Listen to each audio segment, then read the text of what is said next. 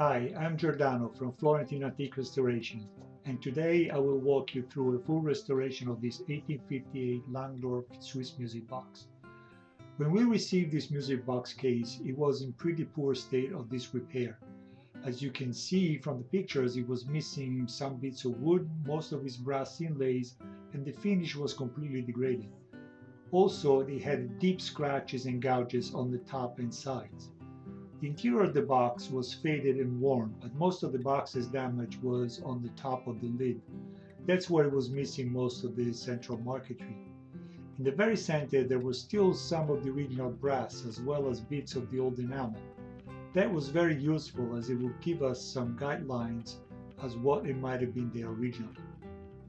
I started out by pressing a piece of paper on the top to get an impression of the cavity outlines. With the pencil I was able to trace those outlines and get a pretty good sense of the shape and the size of the missing inlays. I used the same technique for the central sections as you can see here. I designed a marquetry centerpiece, leaving room in the center for the surviving brasswork. This is the recreated centerpiece that I imagined might have been there. The next step was to glue the paper template on the appropriate thickness of brass sheeting. For that I used a 3M77 spray adhesive. I then went ahead with the fine fretwork to cut out the brass inlays. The delicacy of the center brasswork required more support to prevent the small brass details from getting bent or distorted during the fretwork. To prevent this, I glued the brass to a backing of 8-inch plywood before gluing the paper design. Then more fretwork. After cutting it out with the saw, you can clearly see the 3 layers. These are the pieces fully cut out. I use a bit of naphtha to soften the glue to remove the paper and completely clean the brass. I then moved to engraving the brasswork. I had to mimic the style and hand of the original to make sure all the new would blend. Here you see the center brasswork as well as the left scroll with the engraving finished. Next, I installed the new brass pieces in their respective cavities. It's very important to keep the brass slightly raised above the surface of the wood, 4 to 5 thousandths of an inch, so that when we finish the wood with lacquer, the thickness of the lacquer will eliminate the step.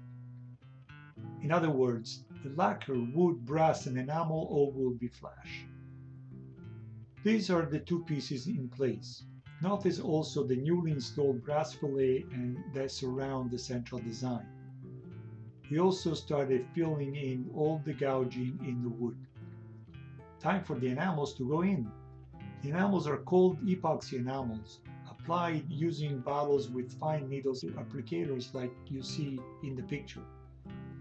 You have to be very careful to fill in the cavity without overflowing and mixing with the other colors.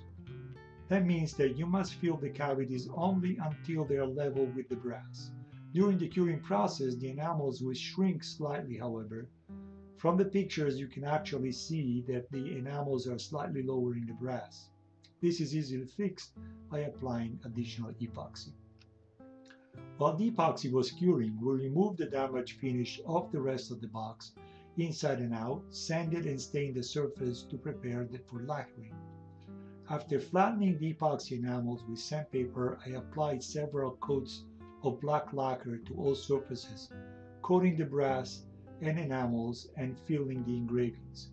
The next step was to sand down so that the enamels and brass are revealed and all elements are on the same plane.